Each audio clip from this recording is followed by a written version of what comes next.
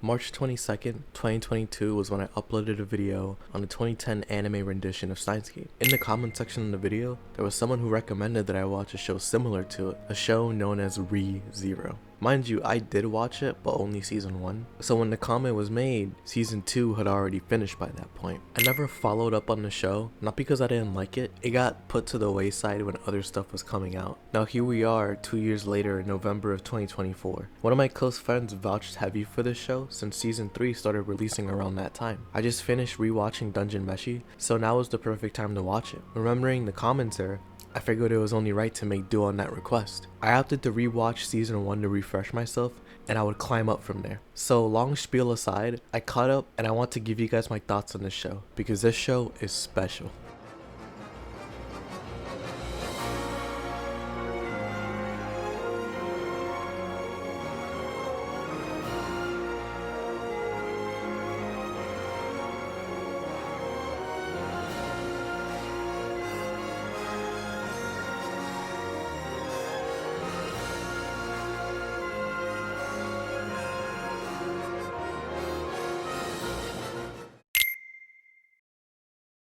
So like I said, I watched season 1, but that was 7 years ago at this point, so it may as well be new content. With that being said, however, let me give you all a quick summary of the plot. 17-year-old Natsuki Subaru is our main character, and he gets isekai'd into a foreign fantasy world. We don't know why, but he's there now, alone and uneducated. Now before you click off, I know that the isekai market is oversaturated, especially in the 2010s. You'll find an isekai about literally anything at this point, but you have to remember 2 things for context. Number 1, remember that the manga came out in 2014, with the anime coming out 2 years after that, so it was one of the main progenitors in the isekai craze. The reason for that is because number 2, Re:Zero is one of the most popular isekais. It's critically acclaimed for a reason. So if that immediately soured your interest, I don't blame you, but all I ask is that you at least give this a chance. Regardless, however, Subaru basically has to go through this fantasy world while trying to figure out a couple of things. Number 1, why does he unwillingly travel back in time to certain checkpoints in his journey, i.e. return by death? Number 2,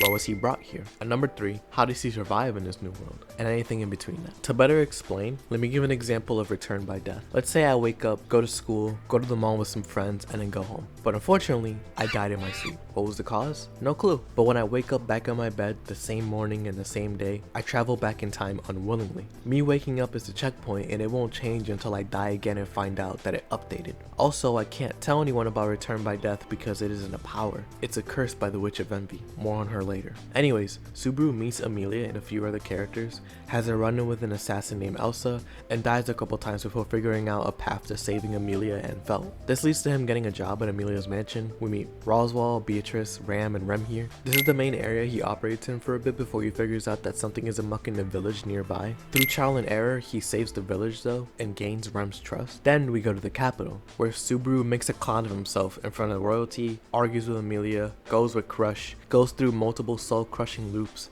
kills the white whale, kills Beetlejuice, saves the mansion, and meets a bunch of characters along the way. Now if that was a lot, I don't blame you because I mentioned like 18 different characters and didn't explain who they are, but I also want people to have a reason to watch the show, so while I am going to explain a lot of things, some things I'm not going to go over for the sake of time and for the sake of your viewing pleasure. However, there are a few things that I do want to cover, mainly to demonstrate how well written this show is. For example, episode 13 of season 1. I genuinely have never seen a character ruin their reputation as bad as Subaru did here, which is crazy because he didn't have a reputation to begin with, he only worsened it. This is why I mentioned how Subaru goes to the capital with Rem and embarrasses himself in front of royalty. Amelia didn't want him to go, but he went regardless because of his hero complex. He interrupts the royal selection that Amelia is taking part in and embarrasses himself egregiously. Then he fights Julius and loses egregiously. Then Amelia talks to him and he crashes out on her egregiously. Mind you, this was all in the same day. Unfortunately, his checkpoint was after all this happened, so he has to live with the mistakes and continue forward.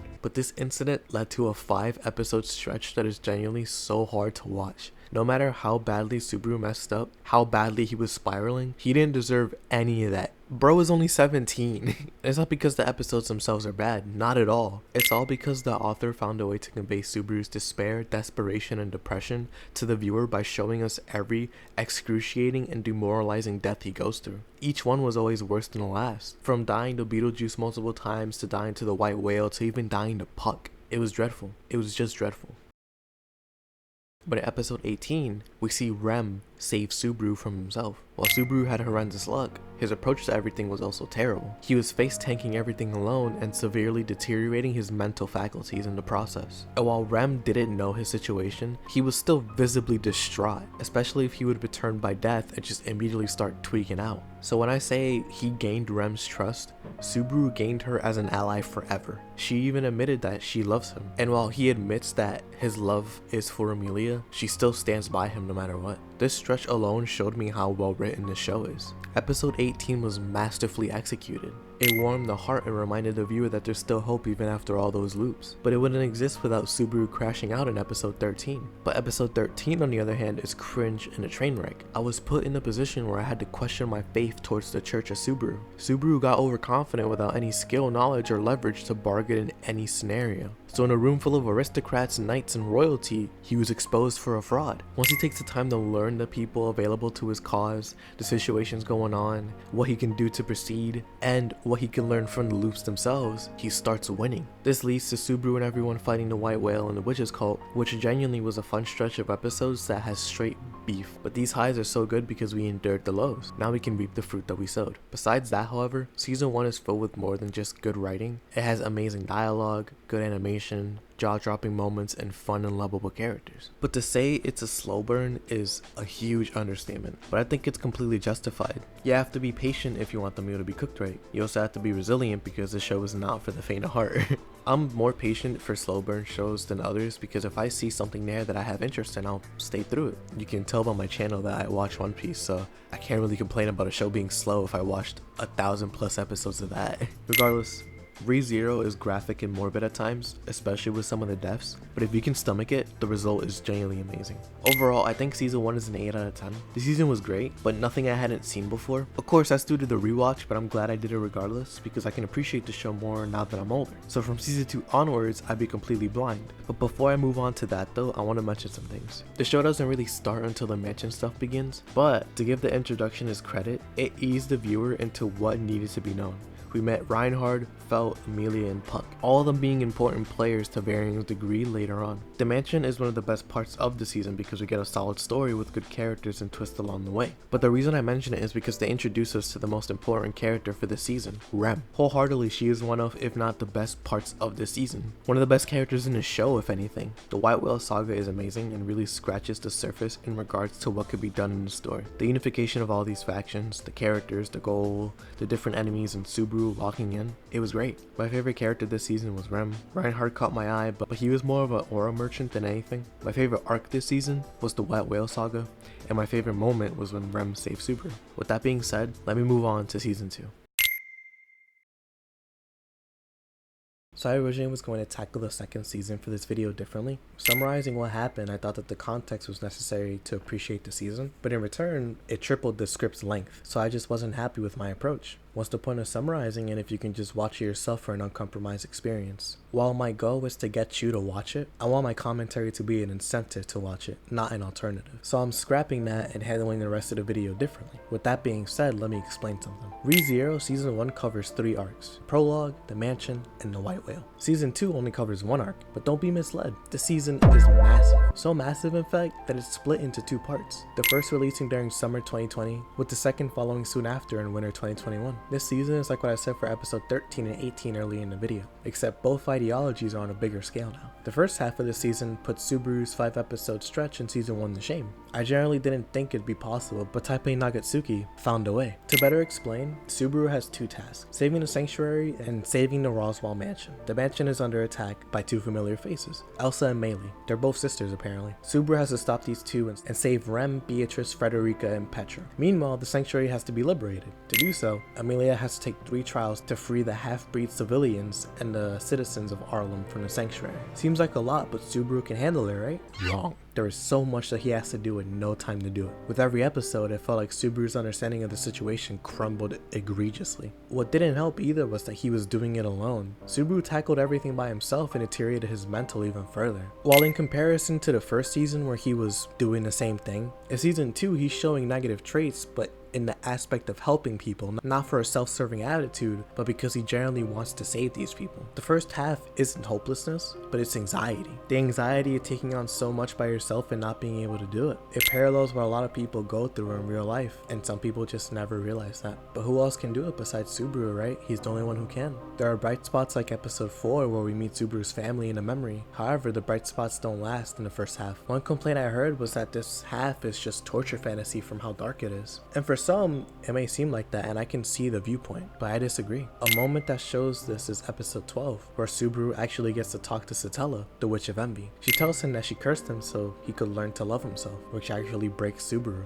After everything I told you in this video, how could suffering as much as he has lead to him loving himself? It doesn't make any sense, right? If you focus on everything up to this point, it doesn't make sense. But if we add the second half, it becomes clearer. The first half is grueling and almost unbearable to watch at times, but I generally couldn't stop watching because this half has some of the best episodes in the season. Episode 4, 8, and 10 through 13, they were generally amazing. But like I said before, for every episode 13, there's always an episode 18 on the other side. The second half wouldn't be possible without the suffering in the first half, and a character I haven't mentioned at all yet, Otto Suwon. He's a friend of Subaru's who we met in the second half of season 1. Otto, to put it simply, is the Rem of the season. Since Rem is out of the picture for the foreseeable future, someone needed to pick Subaru up when he was down. That person turned out to be Otto. He berated Subaru for giving up and told him to stop doing things by himself. It's as simple as that. Subaru helped Otto, not Otto is his friend. So Otto's helping his friend at his lowest. Subaru has gained another lifelong ally. So with renewed purpose, Subaru tackles the path ahead. He has to find a way to help Amelia finish the trials, get Ram and Garfield on their side, stop Roswell from interfering,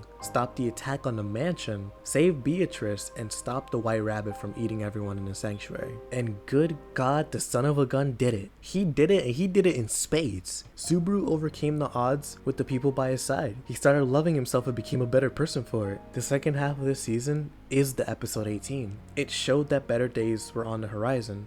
All you had to do was just reach it. That's why I love this season. It took season 1 and it blew it out of the water. It raised the stakes, presented some of the best writing I've ever seen, great flashbacks, great character moments, and a great follow through after the first half. My favorite episode is definitely episode 24. That was what solidified me as a Beatrice enjoyer. My favorite character by extension was Beatrice, and my favorite moment was a tie between her being saved and Subaru and Amelia dancing at the end of episode 25. This season is why you should watch ReZero. This season is what elevated it, and this season is what made it a masterpiece. So this is where season 3 would have gone, but I opted to not include it in this video. The reason being because the time that this is uploaded, the second half of season 3 should be dropping soon. I don't want to postpone this video until then, nor do I want to include half of the season in this. So I'll drop this and then make a video on season 3 when that's done airing. So stay tuned for that. But with that being said, I want to thank you all so much for watching this video. I can't stress enough how much love and effort I put into this. Not because like ReZero is my favorite series, but because I just genuinely had so much fun watching the series, and I had so much fun making this video. So I just wanted that to be conveyed as well as possible.